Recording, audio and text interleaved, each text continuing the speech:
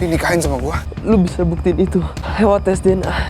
Dan yang terpenting, gue udah mengatakan yang sebenarnya.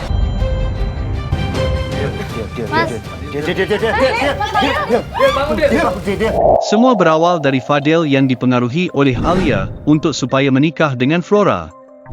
Dan otomatis setelah menikah, perusahaan Pak Bram akan jatuh ke tangan Fadil. Mendengar hal itu, tentu saja Fadil merasa apa yang dikatakan Alia itu adalah benar. Dan sampai-sampai Fadil pun langsung berhalusinasi jika jadi seorang bos dan memecat karyawan-karyawannya. Tentu saja di otak Fadil sudah langsung bersedia menikah dengan Flora. Ditambah Alia mempengaruhi Fadil supaya berbohong jika Flora lah yang memaksa Fadil untuk melakukan hal itu supaya bisa menikah dengan Dennis.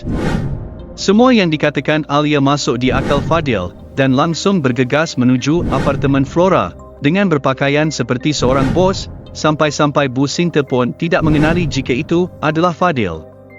Tapi lain cerita setelah membuka kacamatanya, Bu Sinta langsung tahu jika itu adalah Fadil.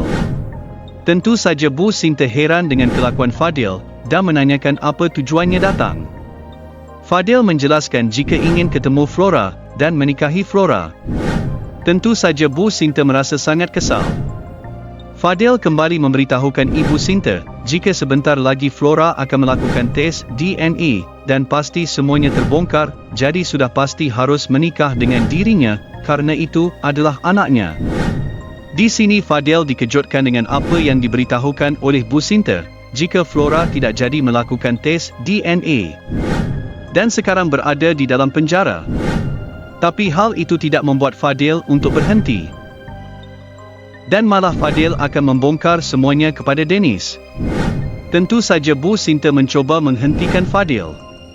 Sampai akhirnya Fadil terdorong dan terbentur cukup keras sampai pingsan. Bu Sinta pun mengurung Fadil di kamar mandi. Fadil tersadar dari pingsannya dan merasa bingung kenapa tiba-tiba berada di kamar mandi. Di sini Fadil pun mencari idea untuk bisa keluar dari kamar mandi tersebut. Dan alhasil Fadil mendapatkan idea dan bisa keluar dari kamar mandi tersebut. Bu Sinta yang mengetahui jika Fadil sudah kabur, merasa harus berbuat sesuatu. Dan benar saja Bu Sinta langsung mengikuti Fadil untuk menghentikannya menceritakan kepada Dennis. Mendapat kesempatan, Bu Sinta pun mengejar Fadil dan langsung menyerempet motor Fadil sehingga terjatuh. Fadil yang pingsan dibawa oleh warga sekitar untuk dibawa ke rumah sakit. Tapi tiba-tiba di perjalanan Fadil tersadar dan meminta kepada warga untuk mengantarkannya ke rumah Pak Haidar. Dan warga pun menuruti keinginan Fadil. Tiba di rumah Pak Haidar, Shopi dan Bang Salim dikejutkan dengan kedatangan Fadil yang terluka. Di sini Fadil meminta untuk bertemu dengan Dennis. Shopi pun langsung memanggil Dennis.